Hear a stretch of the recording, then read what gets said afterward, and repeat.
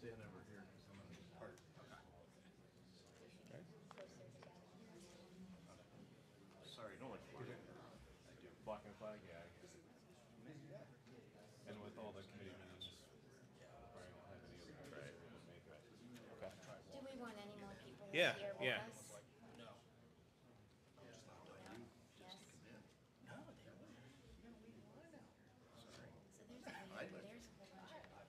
You guys want to come up? For Associated Builders and Contractors, the Keystone chapter. We're excited to be here today to have a press conference to talk about registered apprenticeship and the need for change to apprenticeship ratios. Behind me is several leaders in the business industry as well as legislators that want to see growth to the workforce so that we can support registered apprentices and get more of the things that we need for building done. I'll introduce as they'll come up and make a few remarks.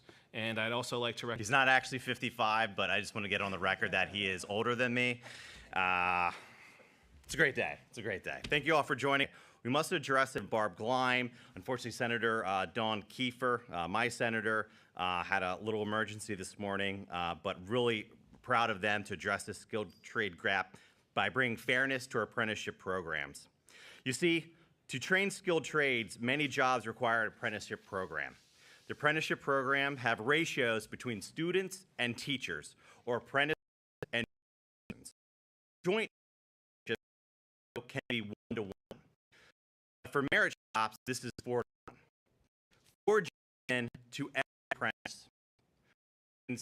And this is separate. In the meantime, the workforce needs were urgent, and I knew there was going to be a bottleneck in the near future. And here we are. We have long waiting lists for students trying to get into CTE, co-ops, and apprenticeship programs throughout the state. We are squandering opportunities in Pennsylvania while every other state in the nation passes us by as students are graduating with certificates with nowhere to go because of our apprenticeship mandate. State regulations mandate the number of journey persons to each apprenticeship. Non-union merit shop programs are mandated to have 4 journey persons to every 1 apprenticeship in Pennsylvania. You can see on the map that we are the only state in the whole nation with a 4-to-1 ratio. What does that mean? A job creator must have a minimum of 5 journey persons, highly skilled workers, to train just 2 apprenticeships, 10 journey persons to train just 3, 15 journey persons to train just 4, and so on. You can automatically see how smaller non-union businesses cannot grow. There are only so many slots, so they turn people away. Conversely, union apprenticeship programs are not bound by mandate and can set their own ratio through collective bargaining agreements that can be lower than 4-to-1. In our bill, where there's no CBA, the ratio is in proportion to the U.S. labor statistics in hazard levels, which keeps it all safe. So if you are a high hazard job, it's 3-to-1, and then so on as the hazards go down. This opens up our apprenticeship programs throughout the state. So this bill simply provides parity in the workforce. Whatever a collective bargaining agreement is on a union job, all comparative programs have that same ratio. If the legislature were to pass this legislation, bringing parity to the system, the merit shop would have the potential for an additional 56,000 apprentices throughout our state. Think about that number for just a second. Adding to the workforce in Pennsylvania exponentially. Bringing parity would also increase opportunities for minority and female apprentices, as 36% of non-joint journey persons identify as female or minority. Non-union apprenticeship programs have a presence in 56 out of 67 counties in Pennsylvania. Worse, non-traditional apprenticeship programs, which are non-construction, such as nurses and hospitality and teachers, are equally affected by this 4-to-1 ratio mandate. Governor Shapiro sends frequent press releases about how, under his direction, the Department of Labor has expanded apprenticeship opportunities in these various areas. As at a recent press conferences of nurses, I asked them, how is this working out for you? They said it isn't really working because they need 4 RNs to every apprentice, and we don't have enough RNs in the state. So we lack what is needed. This bill fixes it. This is just one example. The workforce investment boards who approve these programs are actually waiving the mandate because our law is archaic and it doesn't work.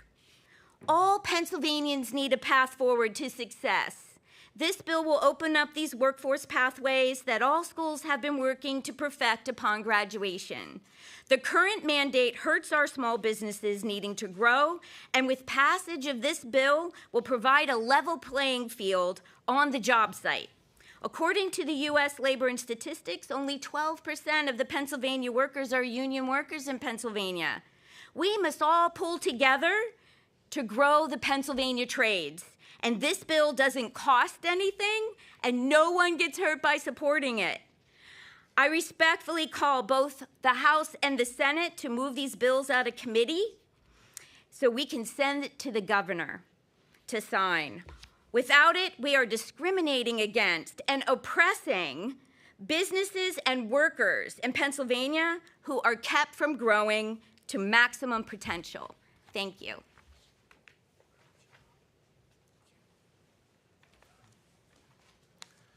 Thank you, Representative. I'd also like to recognize Representative Barger and Representative Tom Jones for being able to join us this morning also.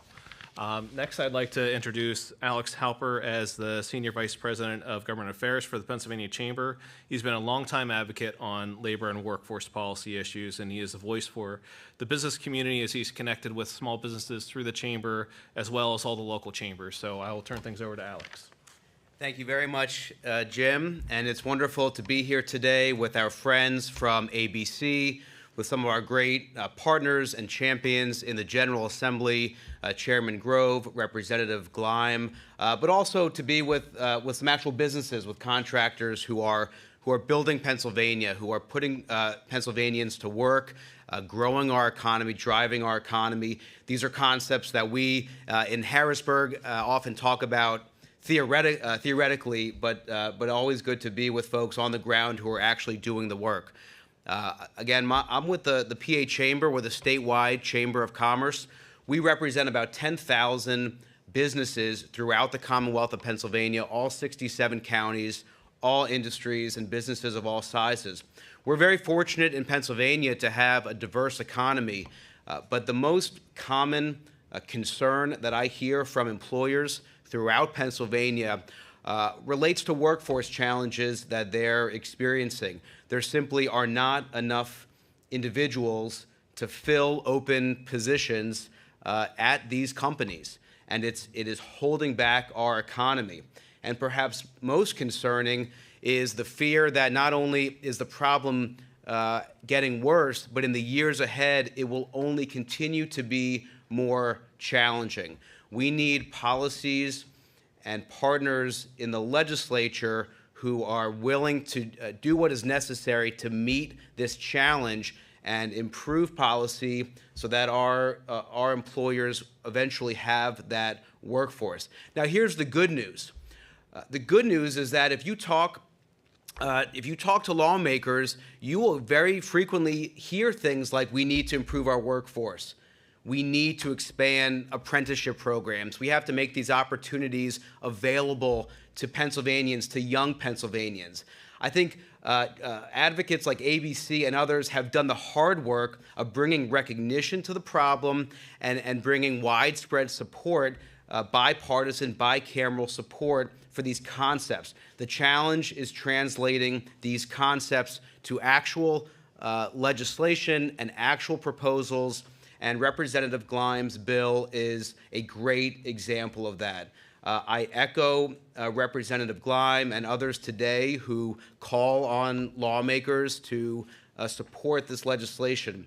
This workforce crisis has forced many of us to jump into policy areas that maybe were initially outside of our traditional scope or outside of our comfort zone. The PA Chamber, I know ABC as well, has engaged in issues like criminal justice reform and helping individuals coming out of incarceration with employment, things like childcare and working with other marginalized populations. We are asking and expecting lawmakers and all advocates to maybe think differently than we have over the past years, because the extent of this workforce crisis demands a different way of thinking. What we have before us is a unique and great opportunity to make a real impact on this workforce crisis by advancing this legislation and making apprenticeship opportunities available to more Pennsylvanians. So I again thank ABC for being a leader in our business community. I thank Chairman Grove and Representative Gleim, and I thank these Pennsylvania employers who are every day helping to drive our economy. Thank you.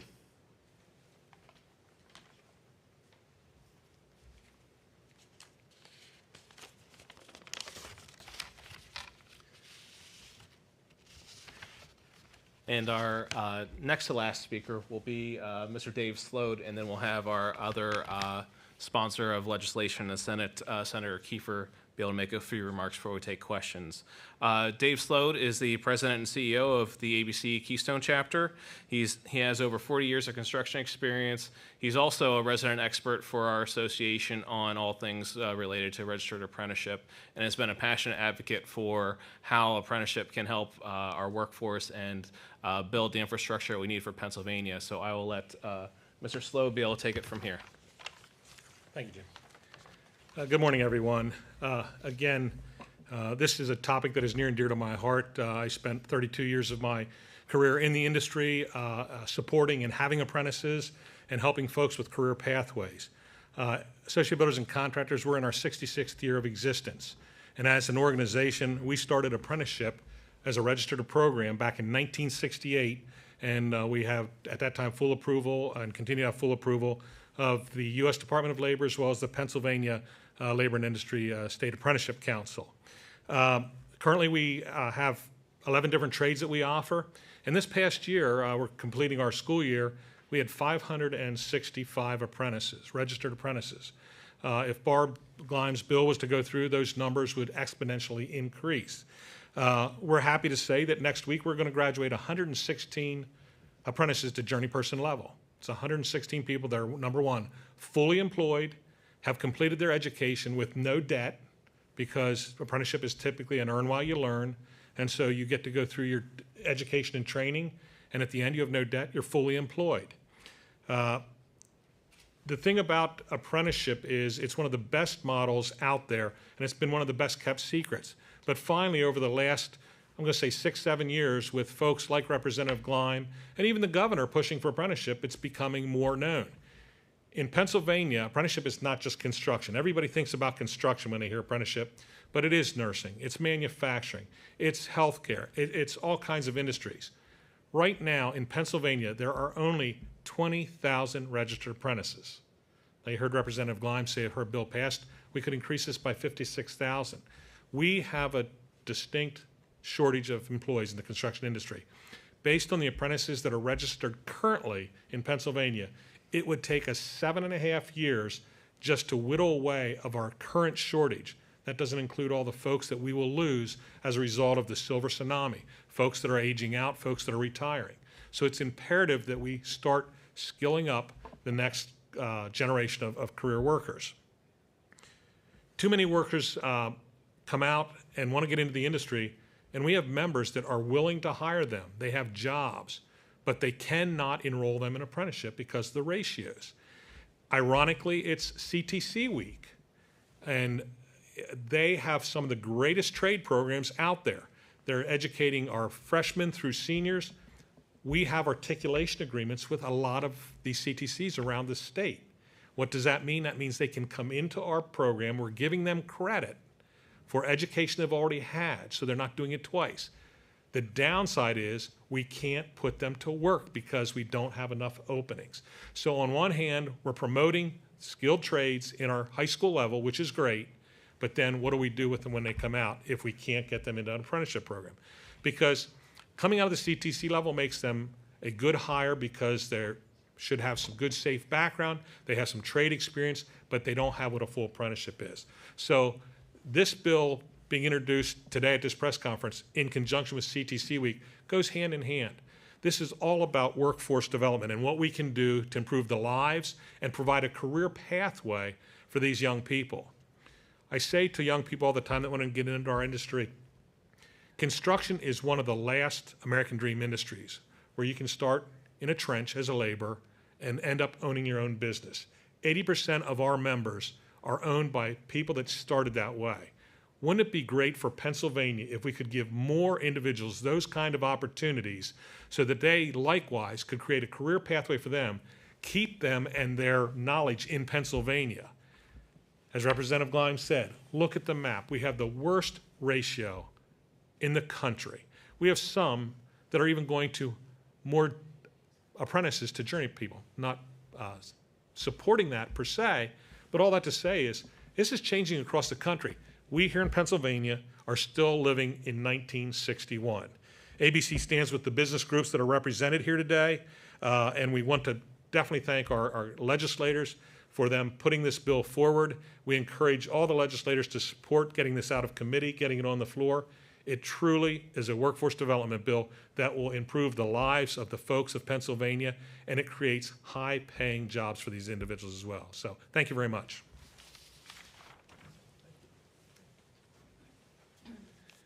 And our final speaker, before we take any questions, is Senator Dawn Kiefer, who is chair of the Local Government Committee and is an unstoppable advocate for this issue and all other issues for her constituents in her York County district. So we appreciate that she is also our sponsor of the Senate companion bill, Senate Bill 439, to accomplish parity and apprenticeship ratio. So Senator Kiefer. So thank you and good morning, everyone. I appreciate everyone being here. So as they said, my name is Senator Dawn Kiefer, and I'm a former small business owner. I'm proud to stand here today to champion a bill that will support small businesses, expand opportunities for workers, and bring fairness to Pennsylvania's apprenticeship system. Having run a small business myself, I know firsthand the challenges of navigating regulations that don't account for realities of tight budgets and lean teams. As it stands today, our state's Apprenticeship and Training Act imposes rigid supervisor to apprentice ratio of 4-to-1, no matter the industry, the level of risk the job entails, or even the size of business. This one-size-fits-all rule is outdated, and frankly, it's hurting the very employers we rely on to build and grow our skilled workforce. For smaller operations like Lear Electric in my district, hiring 4 fully trained workers just to bring on a single apprentice is a heavy, heavy lift. I've heard from independent contractors, family-owned shops, and rural employers across the state who are eager to train new workers, but are blocked by regulations that don't reflect their operational needs. More frustrating still is that apprenticeship programs under collective bargaining agreements are allowed to set their own ratios. That creates an uneven playing field where union-affiliated programs have more flexibility while non-union and independent businesses are stuck with these outdated rules. My legislation offers a solution that provides parity between the two. It sets apprentice ratios based on the actual hazard level of the job rather than a business's bargaining status. Every apprenticeship program, regardless of affiliation, should be held to the same standards. That's how we build a fairer, more competitive workforce. Let's support our job creators, provide opportunities for young workers, and give small businesses a real chance to compete. Let's keep Pennsylvania economically strong, especially in our rural areas, small towns, and local communities where tradespeople are essential to our way of life. And I encourage everybody on both sides of the aisle to support this bill. And let me be frank, as we talk about issues of labor, the workforce shortages that we have, and keeping our young talent in Pennsylvania, that makes this antiquated rule even worse. We are being the obstacles to our own challenges we have in this Commonwealth. If our young people see a path here, if they can get from school to a skilled, paid job without the debt of college and have that skill to build on for life, we keep them in Pennsylvania. We're not losing them to other states. This is a common sense approach that is long past due that would address all the issues we have with our skilled labor force and keeping our youth in Pennsylvania. So this is a issue that is of paramount concern for our Commonwealth and is an easy solution to so many of our problems. Thank you all for being here today.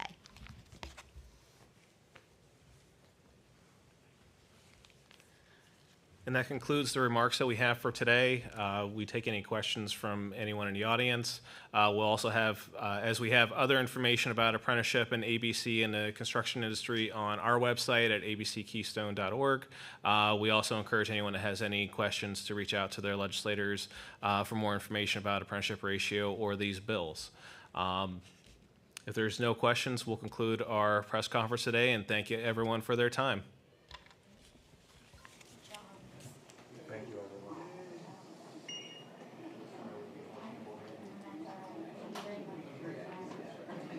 everyone.